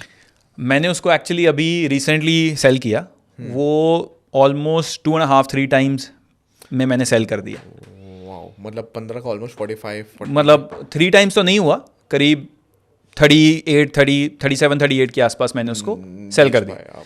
ग्रेट। एक और अच्छी बात क्या हुई, मेरे पास लोग कहते हैं ना रियल एस्टेट खरीदो तो उसके ऊपर एक खर्चा पड़ जाता है, पड़ता है, उसको 5%, 6%, 7% पे रजिस्ट्री तो करानी पड़ती है ना। अगर आपने 15 लाख लगाया है तो उसको 5%, 6%, 7% पे लगाना पड़ेगा। करेक्ट। मेरे पास उसमें ऑप्शन थी कि उसको मैं सीधा ट्रांसफ़र कर सकता था। तो मैंने जब फाइनली सेल किया तो मैंने उसकी रजिस्ट्री नहीं कराई, मैंने उसको सेल किया, तो मैंने वहाँ भी 1.5-2 लाख रुपए अपने बचा लिए। जो 15 लाख की चीज़ 17 लाख की पड़नी थी मुझे, वो 15 की ही पड़ी। Very nice. तो ये आपका एक हो गया, ये मैंने एक किया प्लान। और जब मैं दूसरी नौकरी में आ गया था, इन्वेस्टमेंट पोर्टफोलियो की अगर मैं बात करूं तो मैं हाँ कि आप एक जॉब में थे, आपने अच्छे मैं जॉब में थे, अच्छा आपने अपने ऊपर काम किया, अपने एक्टिव इनकम करने के लिए बढ़ाते गए। उसके अलावा आपने इन्वेस्टमेंट पोर्टफोलियोज की अगर मैं बोलूँ तो आज और बाकी इन्वेस्टमेंट अपॉर्चुनिटीज आपने क्या क्या किए? सो आज की डेट में मैं मेजरली रियल एस्टेट में इन्वेस्टेड हूँ और मैं डेट में भी इन्वेस्टेड हूँ, मैं इक्विटी में भी इन्वेस्टेड हूँ। Debt in the sense FDs, PPFs, PFs। I have 2 daughters, so उनके नाम पर सुकन्या XYZ, मतलब सब मिला के, मतलब आपने गवर्नमेंट डेट्स, प्राइवेट डेट्स सब मैंने किया। गुड। बिकॉज कुछ नाइविटी में भी किए हैं और कुछ सोच समझ के भी किए हैं कि कुछ किसी ने कह दिया कर दो यार, तो चल रहे हैं। तो डेट बोले उसमें LIC WLIC आ गया? उसमें LIC मेरी पहली इन्वेस्टमेंट एक प्लान था, उसको यूलिप कह सकते हैं यार, वो भी नाइविटी में किया, पता ही नहीं था यार इसमें नहीं इन्वेस्ट करना चाहिए, कोई रिटर्न नहीं मिलेगा। व्हेन आई लुक बैक, मैंने उसमें 5 लाख इन्वेस्ट किया। अच्छा। आज उसकी वैल्यू 7-7.5 लाख ही है सिर्फ, and I invested over a period of 12 years. 12 साल में कुछ बड़ा ही नहीं। उन लोग तो सिक्योरिटी बेचते हैं, मेरे को लगता है यूलिप्स और ये सब स्कीम्स ना आदमियों को गरीब करते हैं। वो आपको इंश्योरेंस देते हैं, टर्म इंश्योरेंस दे देते हैं और दिखाते हैं कि आपको इतना इन्वेस्टमेंट डालोगे तो ये सारी चीज़ें मिल जाएंगी, बट आपको पता ही नहीं होता कि यार टर्म इंश्योरेंस जैसी एक चीज़ है जिसको आप आइसोलेशन में लो, अलग से ले लो, 9-10 हज़ार रुपये में जितना जल्दी ले लोगे उतना सस्ता मिल जाएगा, उतना बड़ा आपको एक अमाउंट के लिए सिक्योरिटी मिल जाती है। ले लो जब तक आपका उतना कॉर्पस नहीं बनता। मैं तो ये कहता हूँ जब आपका कॉर्पस बन जाए ना, आपको पता है कि अब आप आज रुक भी जाओगे, मतलब मान लो नहीं भी रहते हो, तो आपकी फैमिली के लिए इतना कॉर्पस है कि वो अगर SWB भी कर लेंगे ना तो they will be able to live. तो अब आपको सिस्टमेटिक विड्रॉल प्लान, हाँ SWB कर लो। और मतलब मैं ये कह रहा हूँ कि आपको फिर वो वाला पैसा भी लगाने की जरूरत नहीं है जो आप एक टर्म प्लान पे लगा रहे हो। टर्म प्लान क्या है? टर्म प्लान तो यही है ना कि आप अगर नहीं हो तो आपको वो पैसा आपके पास, आपके जो पीछे रह गए उनको मिल जाए। बट अगर आपने ऑलरेडी इतना कॉर्पस बना लिया है तो आपको उस 1 करोड़ 2 करोड़ की जरूरत ही नहीं, या फिर आप उसको इतना बड़ा बना लो कि आपको अपने पीछे कुछ अलग ही लेवल की लग्जरी वाली लाइफ देनी है, करेक्ट, तो आप रख लो, अगर आप अफोर्ड तो कर आप ले सकते हो सकते रख लो। हो, अगर आपको exactly. लगता है कि नहीं मैं इसको कुछ ऐसी इन्वेस्टमेंट में डाल सकता हूँ, भले वो 10,000 का ही प्लान हो या 15,000 का ही प्लान हो 1 करोड़ के लिए, तो 15,000 आप ऐसी चीज में इन्वेस्ट कर लो जो आपको मिल जाए वापस। ये मिलते नहीं है ना, ट्रू ट्रू, टर्म प्लान वाले 15,000 आपके गए, बट अगर आपने 15,000 मान लो इक्विटी में ही डाल दिए, तो आप 5 साल 10 साल अगर इन्वेस्ट भी करते रहोगे, हर साल भी 15,000 कर लोगे, तो कुछ तो मिलेगा ना वापस। एग्जैक्टली, आपने कॉर्पस तो ऑलरेडी अपना बना ही रखा है, तो आपको फिर उस पर रिलाय करने की जरूरत नहीं है। आपकी एक मेंटल पीस के लिए आपका कॉर्पस है, जब तक नहीं है तब तक टर्म प्लान ले लो मेंटल पीस के लिए, कि यार मैं हूँ नहीं हूँ, मेरी फैमिली टेक केयर हो जाएगी। इसीलिए, और ये वही लोग ज़्यादातर करते हैं जो कनेक्टेड है, जो सिर्फ इंडिविजुअलिज्म में है, वो ये नहीं करेगा। वो कहेगा यार ठीक है मैं हूँ तो मेरे पास हैं पैसे, नहीं हूँ तो क्या ही करना है, मुझे कोई पैसे ये चाहिए बहुत आपने फाइनेंशियली जो, क्योंकि फाइनेंशियल नॉलेज बहुत ज़रूरी जो आप सर यहाँ पे दे रहे हो, और इसीलिए आज के डेट में जो भी 20s और 30s में है उनको अपने ऊपर काम करना, एक फाइनेंस का नॉलेज लेना बहुत ज़रूरी है in order to become a करोड़पति या एक आगे बढ़ने के लिए। हाँ, एक और चीज़ जहाँ मतलब आप कह रहे थे उसके ऊपर ही आ रहा हूँ कि मैंने अपना जब सोनीपत वाला सारा जो ये वाली SIP की हम बात कर रहे हैं, सोनीपत इन्वेस्टमेंट प्लान, जब ये चलता रहा तो पता लग गया कि सैलरी भी अब बढ़ गई है। करेक्ट, अगर मुझे हर साल बाद 1.5 लाख रुपए देने हैं तो इतना मैं सेविंग कर लेता हूँ, तो अब दूसरा सेविंग क्या करूँ? तो दूसरी सेविंग मैंने एक ये कर ली जो यूलिप वाला, उसमें 50,000 रुपये मुझे साल के देने होते थे 10 साल के लिए, तो वो भी एक 50, तो मेरे पास 2 लाख की सेविंग एक तरह से हो गई थी। मैं करीब करीब 6 लाख 7 लाख के पैकेज पे पहुंच चुका था, मतलब 3-4 साल और लगाने के बाद। अब दिमाग में आया यार 10-15 हज़ार 20,000 की सेविंग का और एक कॉन्सेप्ट बन रहा है। मतलब मेरे पास, मैंने खर्चे बहुत एक्सपोनेंशियली अपने बढ़ाए ही नहीं, करेक्ट, थोड़े थोड़े बहुत आपके फेवर में काम किया एक्चुअली, बिकॉज मैंने खर्चे नहीं बढ़ाए, इनकम नहीं बढ़ती, उनके एक्सपेक्टेशंस बढ़ जाते हैं। मैंने नहीं बढ़ाए। जैसे मेरी सैलरी 25 से 45 हुई, तो मेरे खर्चे 10,000 से 12,000 भी नहीं हुए। ये फेवर में काम किया एक्चुअली आपके। तो मेरे पैसे जब 45 से 65 हुआ, 1-2 साल लग गए होंगे, तो मेरे पास 20,000 फिर से पड़ा है ना स्पेयर, क्या करूं? अकाउंट में पड़ा अच्छा नहीं लग रहा, हाँ, लगाओ, सीधी बात है। पता नहीं। अब तो हम पॉडकास्ट वगैरह में ये सुनते हैं कि यार अकाउंट में पैसे नहीं रहने चाहिए, कहीं ना कहीं इन्वेस्टेड रहने चाहिए, पैसा ऐसे तो आपका कम हो रहा है, 3% 4% में कम हो रहा है। उस टाइम पे नहीं होता था, बट पता नहीं एक था दिमाग में, एक बिजनेस माइंड था या जो भी था, नौकरी में होने के बावजूद या अपने पेरेंट्स से ये इनहेरिट किया था या मैनेजमेंट पढ़ी थी तो थोड़ा आइडिया था। तो ये डिसाइड किया कि यार अब ये 20,000 स्पेयर हैं तो इसका क्या करें। तो थोड़े से पैसे इकट्ठे हुए, तो मैंने कहा यार वो जो एक सपना था कि मेरे को हर जगह एक घर चाहिए, फरीदाबाद, हाँ, तो फिर उस टाइम पे एक स्कोप देखा, अब यार अब एक 30-35 लाख वाला घर ले सकता हूँ, वहां लूंगा जहां मैं रह सकता हूँ। सोनीपत में पता था सोनीपत में जाकर रह नहीं सकता, नोएडा में रह सकता हूँ, गुड़गांव में रह सकता हूँ, दिल्ली में रह सकता हूँ। दिल्ली में रहना नहीं था मुझे, गुड़गांव या नोएडा रहना था। नौकरी मेरी गुड़गांव थी, शहर मुझे नोएडा बहुत पसंद था क्योंकि मैं पढ़ा नोएडा में था। तो मैंने कहा गुड़गांव में तो थोड़ा एक्सपेंसिव था उस टाइम पे, 30-35 लाख रुपए में कहाँ मिल जाएगा? नोएडा में। फिर एक दोस्त के साथ मिले, थोड़ा सा डिस्कशन फादर से किया, करीब पहली पेमेंट करने के लिए वही 2.5-3 लाख रुपए चाहिए थे, 2.5-3 लाख रुपए थे, सेव थे आपके, 10% दे दिया।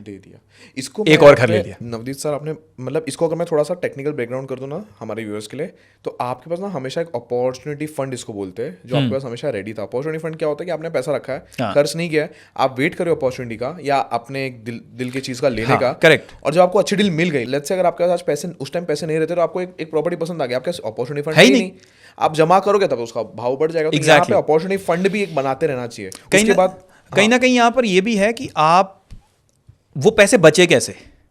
पैसे बचे एक ही वजह से, क्योंकि सबसे पहले आपके दिमाग में था कि मुझे कोई ना कोई जगह पर इन्वेस्ट करना है, मुझे कुछ बनाना है।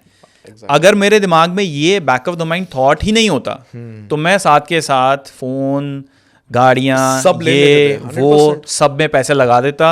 जब कोई और लेता मैं नहीं ले पाता, और वही हुआ जब मैं वो वाली साइड पे था। मैं वो था जो ले रहा था, और बहुत सारे दूसरी साइड पे थे जो नहीं ले रहे थे। तो मेरे साथ के दोस्त, फोमो नहीं हो रहा था कि मेरा दोस्त गाड़ी में घूम रहा है, वो बाइक ले रहा है, वो नए फोन ले रहा है, और मैं इधर गरीबों की तरह जिंदगी जी रहा हूँ। बिकॉज गरीबों की तरह जिंदगी जी भी नहीं रहा था मैं। मैं वेस्ट खर्चा नहीं कर रहा था। आई नेवर, मतलब मैं ड्रिंक नहीं करता था, मैं स्मोक नहीं करता था, मैं अच्छी जगह पर रहता था हमेशा, मतलब मैं पीजीज में रहा हूँ अपने, जब तक शादी नहीं हुई तो पीजी में रहा हूँ, पेइंग गेस्ट में। हाँ, पेइंग गेस्ट। पर मैं एसी वाले कमरे में रहूँगा। मैं बाइक चलाता था, अच्छा ही बाइक चलाऊंगा, मतलब मेरे पास पल्सर होता था। उसके बाद घर वालों ने कहा कि हाँ अपने पास 2 गाड़ियाँ हैं, एक गाड़ी तू ले जा, यहाँ पर 2 गाड़ियों की ज़रूरत नहीं पड़ती है। तो मैं वहाँ से ले ली, rather than buying my own thing, मैंने घर से गाड़ी मंगवा ली, तो गाड़ी चलाता था। बहुत प्लान चले हो आप। मतलब मैं स्टेप बाय स्टेप चला हूँ, ऐसा नहीं कि एक दिन मेरी 45,000 सैलरी होगी तो सीधा मैंने 25,000 की गाड़ी की EMI लगा ली, वो नहीं किया मैंने। या गाड़ी आ गई तो मुझे अपना एक सेपरेट फ्लैट ही चाहिए। मतलब उस टाइम पे 8 बजे से पहले घर नहीं आता था, सुबह 8 बजे घर से निकल जाता था, शाम को आकर एक अच्छा एसी वाला कमरा सोने के लिए चाहिए होता था, वो मेरे पास था। तो पैसे बचे ऐसे, मतलब क्योंकि खर्चे नहीं बढ़ाए। तो आपने एक्टिव इनकम बढ़ाते गए, पैसे यहाँ पे बचाते रहे, एक्टिव इनकम और बढ़ती अपने गई, एक्सपेंस को बहुत कंट्रोल रखा। फिर नोएडा में कैसा हुआ सर? बड़ा सपना था नोएडा में, वही पैसे इकट्ठे हुए 2.5-3 लाख रुपए। लोन यहाँ पे लिया आपने कि? अभी पहली इंस्टॉलमेंट देने के लिए लोन नहीं लिया, ठीक है, दे दिया। ये मेरे को 3 साल में घर मिलना था, और ये घर 10 साल नहीं खिंचा, ये 3 साल में घर मिल गया। तो मुझे पैसे देने थे। तो मैंने अपना जिंदगी का पहला लोन लिया, जिंदगी का पहला loan. Okay, investment purpose, investment purpose के लिए लोन लिया। और पहले दिन से ये था कि इस लोन को खत्म करना है, क्योंकि मेरे पूरी परिवार का पहला लोन था। मेरे से पहले किसने लोन नहीं लिया था आज तक, पूरे परिवार का लोन था। बिजनेस में कहीं ओवरड्राफ्ट ये वो, कभी आज तक किसने लोन लिया ही नहीं मेरे लाइफ में। मतलब मैंने, मेरे पेरेंट्स ने, किसी ने आसपास, मतलब किसने लोन नहीं लिया, मैंने लिया। तो मेरे को था कि पहले दिन से इसको खत्म कैसे करना है। घर जो है वो तो मुझे रखना है, बट घर का फायदा तभी है, मेरा वो तभी है, करेक्ट, जब ये लोन खत्म होगा। नहीं तब तक तो बैंक का ही है। बैंक से, हाँ वही, तब तक तो बैंक का ही, बैंक का पेपर आपके घर पे। आप जो आजकल जो बात लोग कहते हैं ना कि यार घर आपने खरीद लिया लोन लेकर, तो घर तो बैंक का है, आपका क्या है। एक दिन किस्त मत दो एक बारी तो नोटिस आ जाएगा, 4 बार नहीं दोगे तो घर ही चला जाएगा, घर ही चले जाएगा, सही। या बिक जाएगा तो जो मार्जिन मनी होगी शायद वापस मिल जाएगी, बाकी तो जाएगा। तो सबसे पहला आइडिया था कि यार ये लोन खत्म करना है। ठीक है, 20 साल का लोन था, मुझे था कि इसको खत्म कैसे करना है। बैंक से जाकर पूछा कि ये मैं इतने का लोन लिया है, तो मैं इसको ख़त्म करूंगा अगर 20 साल में, तो I will and up paying how much. Correct, ये सवाल एक बहुत इंपॉर्टेंट सवाल है, और कोई पूछता नहीं है। तो मैंने देखा यार ये तो मेरे से इतना पैसा लूट लेंगे कि इतने साल में तो इस घर की वैल्यू ही नहीं उतने तक पहुंचेगी, तो मुझे ये कम कैसे करना है ताकि मैं अपना प्रिंसिपल कम कर सकूं।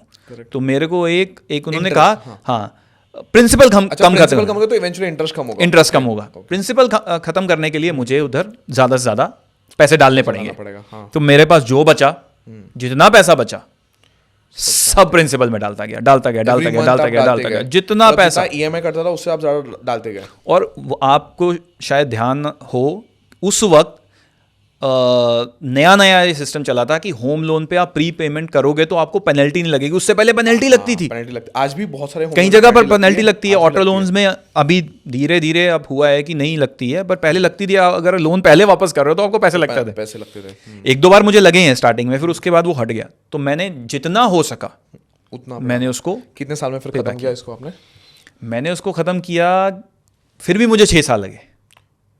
6 साल में मैंने खत्म कर दिया। 6 साल बहुत कम टाइम होता है। 6 साल 20 साल का लोन, बट मुझे फिर भी लगता था कि मुझे काफी टाइम लगा। 30 लाख का लोन आपने लिया, मतलब करीब हाँ 25 से 1 लाख का मैंने लोन लिया। 25 लाख का लोन आपने 6 साल के अंदर उड़ा दिया। 6-7 साल में। क्योंकि हुआ क्या, अब मैं forward integration of my relationship, इस दौरान मेरी शादी भी हुई।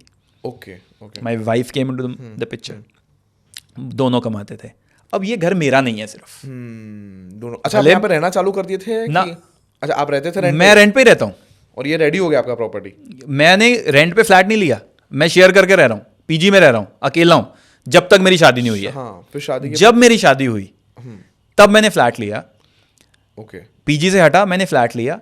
मैं फ्लैट भी शेयर करता था, मैं और मेरी वाइफ। करेक्ट। और मेरा एक बहुत करीबी दोस्त, आज वो कनाडा में है, हम दोनों एक ही फ्लैट में थे।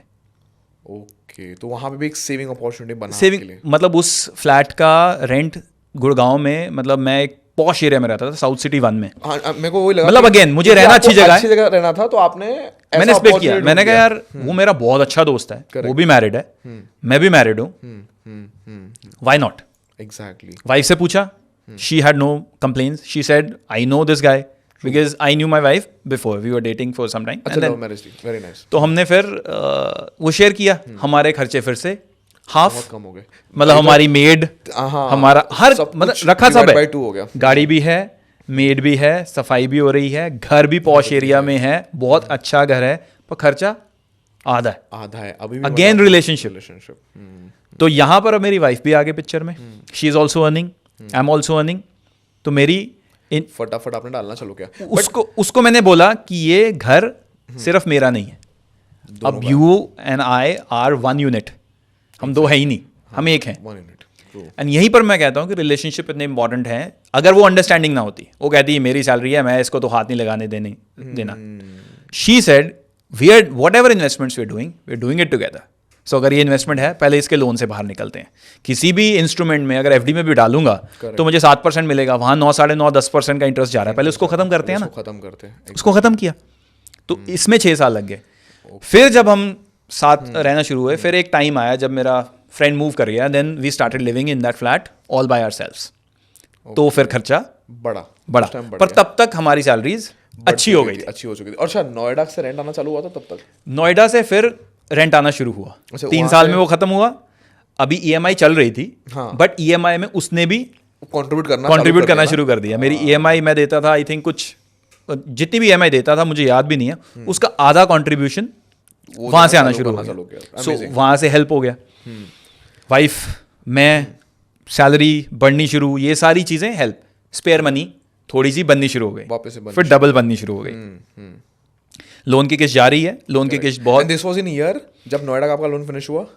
ये मैंने किया मान लो कोविड के आसपास, मतलब 2000 आई थिंक 13-14 में मैंने घर लिया, 2019-20 में 19-20 के आसपास मैंने तो खत्म 19-20 किया। तक मतलब एक आधा साल ऊपर नीचे हो सकता है, एग्जैक्ट मुझे याद नहीं है। तो 19-20 तक अगर मैं आपका इन्वेस्टमेंट देखूं तो देयर वाज 2 प्रॉपर्टी, एक सोनीपत नोएडा। 19 तक मैंने तीसरी प्रॉपर्टी ले ली थी। 2017 में मैंने रहने के लिए अपना घर ले लिया। अच्छा, फर्स्ट टाइम। और वो जब हमारी शादी हो गुड़गांव चुकी में ले थी, लिया। शादी होने के 3 साल बाद मैंने अपना घर गुड़गांव में ले लिया। हम दोनों ने पैसे जमा किए। अब ये भी बहुत इंटरेस्टिंग स्टोरी है।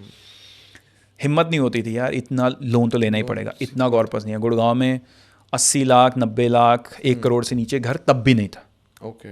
मैंने जहाँ लिया वो थोड़ा गुड़गांव में उस वक्त थोड़ा आउटस्कर्ट्स में पड़ता था। ओके।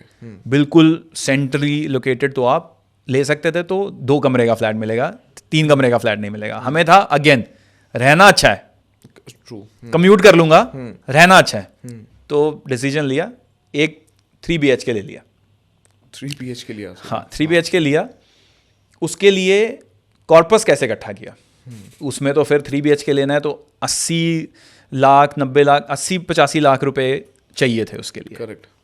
उसके लिए तो 8-10 लाख तो कम से कम चाहिए पहला इन्वेस्टमेंट, पहला पेमेंट करने के लिए। मतलब वो ऑलरेडी घर बना हुआ था, मैं बिल्डर से नहीं ले रहा था। इससे पहले मैंने जो लिए थे घर वो बिल्डर से लिए थे। अब मैं किसी ने बिल्डर से लिया हुआ था, मैं रीसेल में ले रहा था। एग्जैक्टली। जो रियल एस्टेट को जानते हैं उनको रीसेल समझ आ जाएगा। तो उसको मुझे 3 महीने में सारी पेमेंट करनी है। सीधी बात है, तो पैसे फिर कहाँ से आएंगे? तो मेरे पास 8 लाख 10 लाख 12 लाख के आसपास का सही पैसा पैसा। चाहिए, कहाँ से आएगा जी? अच्छा। तो यहाँ हमने एक नई चीज़ अपने लिए की। वो क्या? मैंने कहा 50 लाख 60 लाख तक का लोन ले सकते हैं, हमारी उतनी लिमिट है, इससे ज़्यादा लिमिट नहीं है। क्योंकि उसमें भी होता है कि जो भी आपकी टोटल जॉइंट भी अगर आप लेते हो तो जितना भी आपकी इनकम है उसके आधे तक की आप EMI दे सकते हो, उससे ज़्यादा आप EMI नहीं दे सकते। तो मैंने अपनी पहली कैलकुलेशन लगाई कि हम 60,000 तक की EMI अफोर्ड कर सकते हैं। तो करीब करीब 50-60 लाख का लोन मिलेगा। बाकी हमें कॉर्पस इकट्ठा करना पड़ेगा। करेक्ट।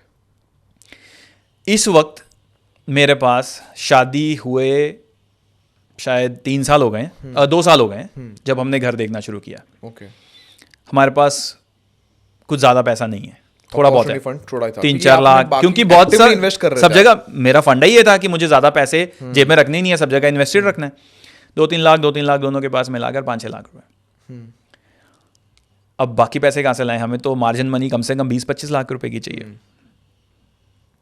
मैंने और वाइफ ने एक प्लान किया कि हमें 60 लाख की EMI देनी है ना, तो हम सोचते हैं कि हमने घर आज खरीद लिया है, हमने आज लोन ले लिया, हम सोचते हैं ये, लेट्स मैनिफेस्ट इट एंड सी कि हमारी कैपेसिटी है कि नहीं। अभी अपने गले में फंदा नहीं डालते पहले, पर पहले फंदे का एक design फंदे का एक वो एक फील visualize लेते डाल हैं, लेते हैं, हाँ, कि एक डाल फील दिया लेते हैं। मैंने कहा 60,000 हम सैलरी में से निकालेंगे, आरडी में डालते हैं, आरडी आरडी है, रेकरिंग डिपॉजिट, अच्छा रिकरिंग डिपॉजिट, ओके, कि हर महीने डालना है। जैसे ईएमआई जाती है वैसे रेकरिंग डिपॉजिट करेंगे। हमने रेकरिंग डिपॉजिट शुरू कर दिया। अगेन डिसीजन ले लिया, कर दिया, कर दिया, ये शाम best को है, जाकर आप कर दिया। हर बार आपने एकदम प्रॉपरली बैंक नहीं गया, ऑनलाइन आरडी निकाली 7% के आसपास की, कर दिया। साल बीत गया, 7,20,000 डाला था, 7 लाख, 7.5 लाख, 7,60,000 के आसपास का कॉर्पस इकट्ठा हो गया। 2-3 लाख पहले थे, करेक्ट, 14-15 लाख रुपए हाथ में आ गए। अब 14-15 लाख रुपए हाथ में आ गए, कॉन्फिडेंस अलग है।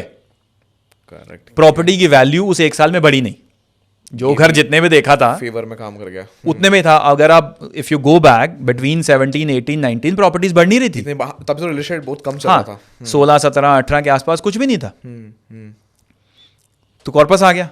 अब हमने डिसीजन ले लिया, हमने कहा कि चलो अब हम घर लेने जाते हैं, क्योंकि पहली 10% की पेमेंट करनी होती है जब भी आप घर लेते हो। करेक्ट, 8 लाख रुपए, हमारे पास तो 12-14 लाख रुपए हो गए हैं, 8 लाख की पेमेंट हम कर सकते हैं। ट्रू, पहला डिसीजन हमने ले लिया, घर वाओ, खरीद लिया।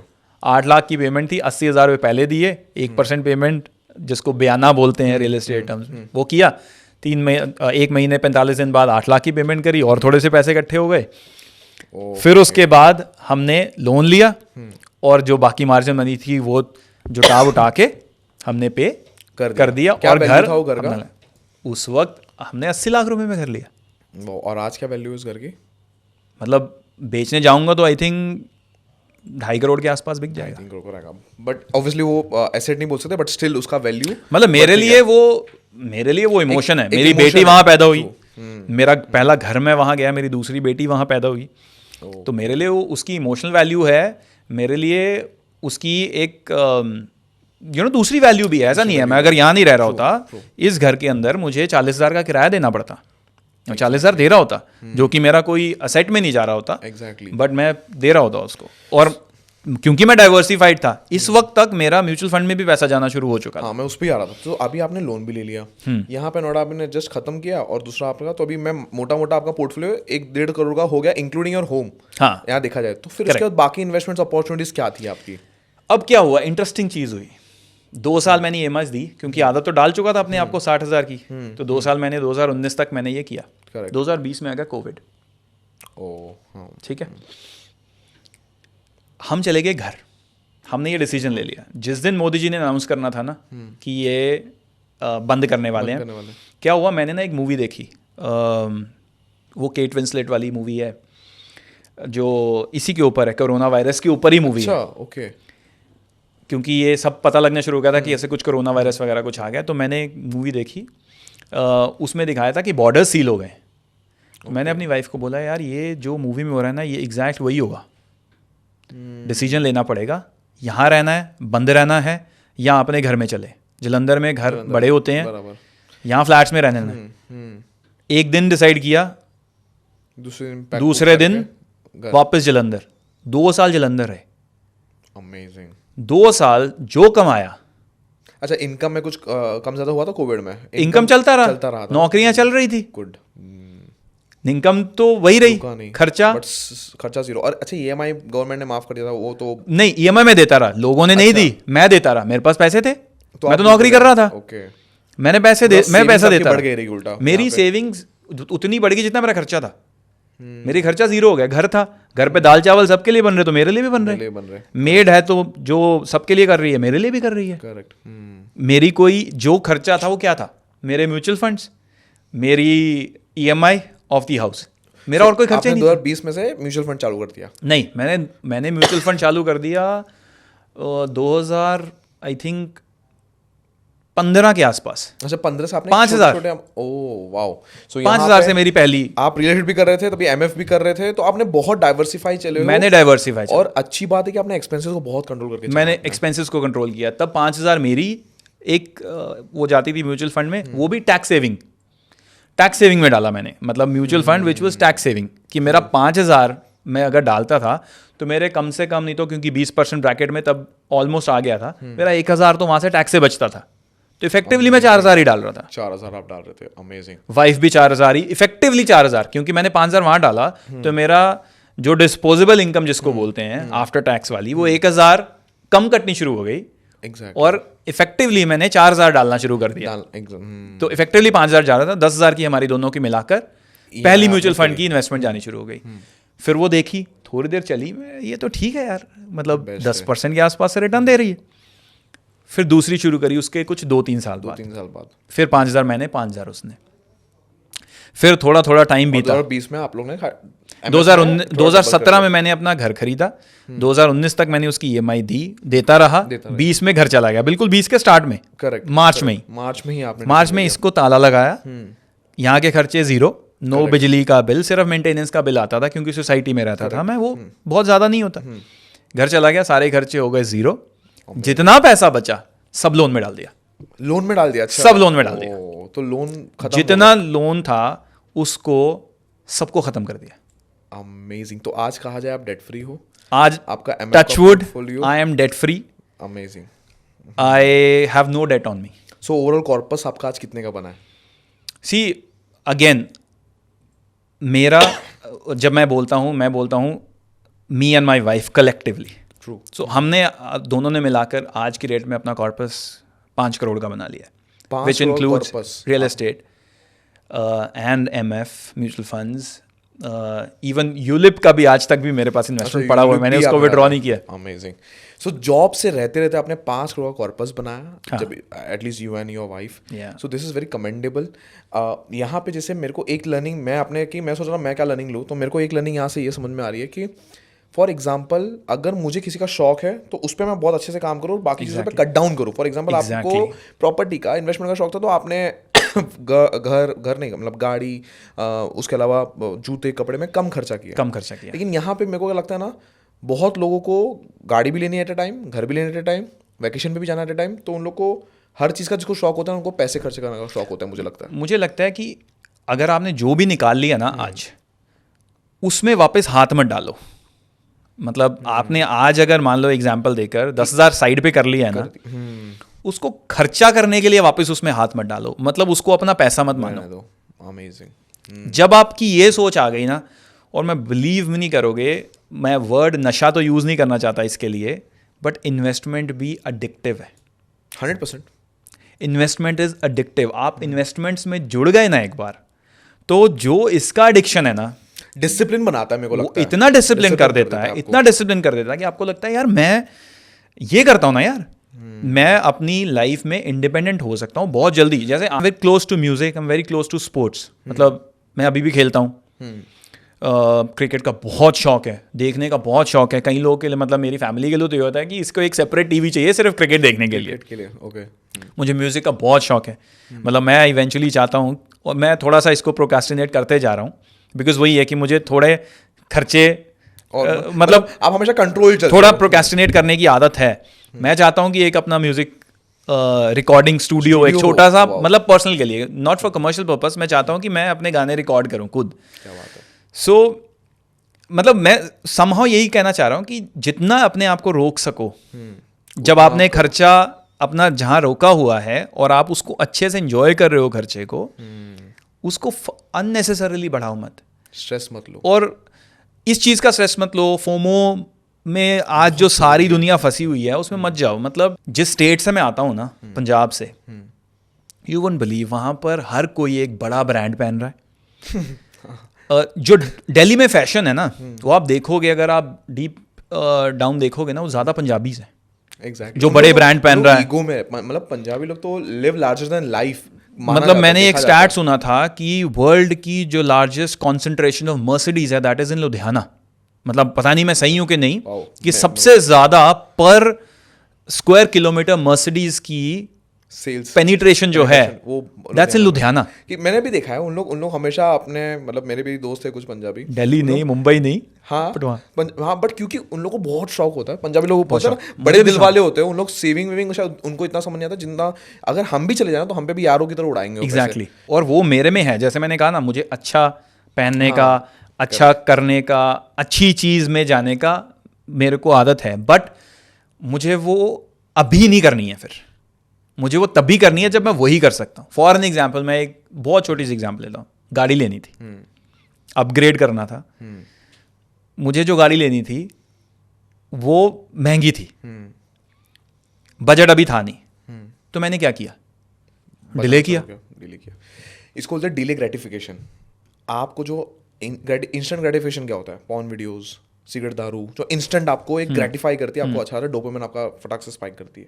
अगर आप डिले ग्रेटिफिकेशन सीख जाते हो, जहां पे आपने बोला आज नहीं कल, सिर्फ एक दिन का डिले करोगे ना, आपके माइंड रेडी हो जाएगा कल वापस से उसको कल पे छोड़ने के लिए, और कल वापस से एक हफ्ते बाद पे छोड़ने के लिए. Exactly. So, बहुत पावरफुल कॉन्सेप्ट है डिले ग्रेटिफिकेशन. अगेन इसमें क्या होता है, क्योंकि आज ना ऑप्शंस आपके ऊपर बम्बार्ड की जाती हैं. 100%. फॉर एन एग्जांपल, गाड़ी है, इजी बाइंग कर दिया आपके लिए बहुत. आज अगर कोई चीज़ आपको पसंद आ रही है ना, हो सकता है 6 महीने आप उसको डिले करो, 6 महीने बाद वो चीज़ पसंद ही ना आए, आपको लगे यार अब तो सब दुनिया ने ले ली है, 100%. तो मेरे को तो अब नहीं ये चाहिए, मुझे तो फिर कुछ और चाहिए. और जब वो नई चीज़ आएगी ना, तो वो प्रीमियम पे ही आएगी. प्रीमियम पे आएगी. तो कहीं ना कहीं आपको अपनी जो रिक्वायरमेंट है उसको देखो और फिर डिले करो थोड़ा सा पॉसिबल. ये ना कोशिश करो कि यार मैं अगर 50 लाख की गाड़ी लेने लगा हूँ, तो मैं 50 लाख, मेरे पास 50 नहीं है तो मेरे पास 25 तो हो कम से कम. ट्रू. ये नहीं कि मेरे पास सिर्फ 5 लाख है, 10% करीब, बाकी 45 लाख मैंने बैंक से ले लिया. ये मत करो आप. आप एटलीस्ट हाफ वे तो पहुंचो यार. हाफ वे आपको बैंक हेल्प कर देगा, तो आपको ये तो कंफर्म्ड है कि आप उस पर लॉस नहीं करोगे, बहुत ज़्यादा लॉस नहीं करोगे. अगर मान लो कल को आपकी गाड़ी बैंक वाला ले भी गया 1% के लिए, तो आपके पास उतना पैसा है कि आप उसको दे सकते हो. लोन लेने से पहले अपने पास इकट्ठा कर लो, फिर लोन लो, लेवरेज करो अपनी पोजीशन को. Exactly. आपके पास अंदर 1 करोड़ है, आप 1 करोड़ का लोन ले लो.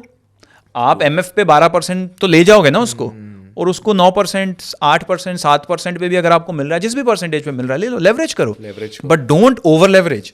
लोग ओवर लेवरेज कर रहे हैं आज. हर कोई, मतलब मैं, I am sure I am not the first one telling this to everyone, iPhone 90% किश्तों पे बिकता है. 100%.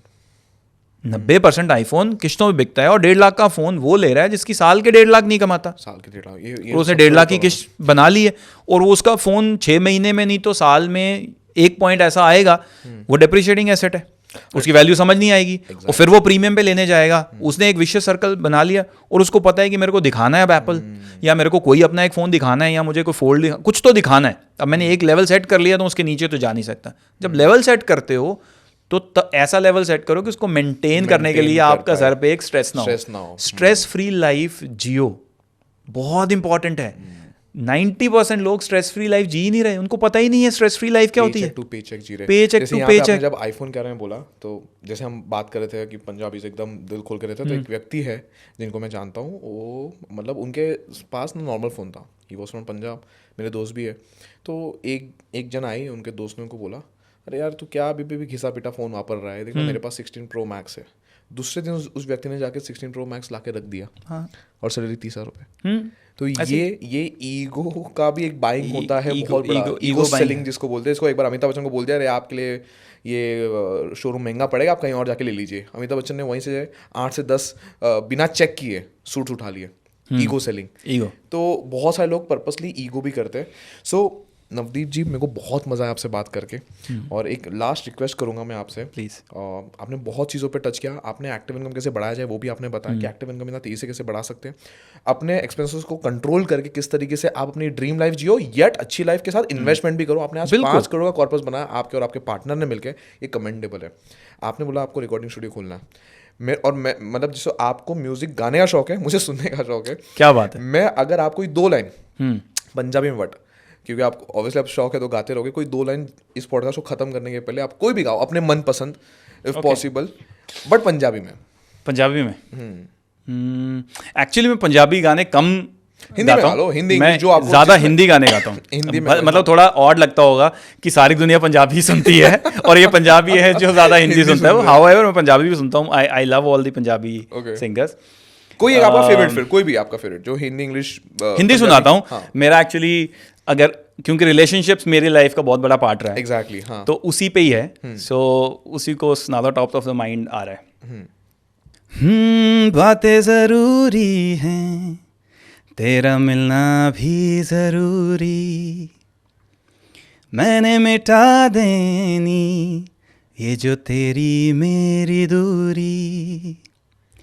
पप्पा परारारा, बातें ज़रूरी हैं, तेरा मिलना भी ज़रूरी, मैंने मिटा देनी ये जो तेरी मेरी दूरी, झूठी है वो राहें सारी दुनिया की, इश्क जहाँ न चले, तेरा होना मेरा होना क्या होना, अगर न दोनों मिले, तू पहला पहला प्यार है मेरा,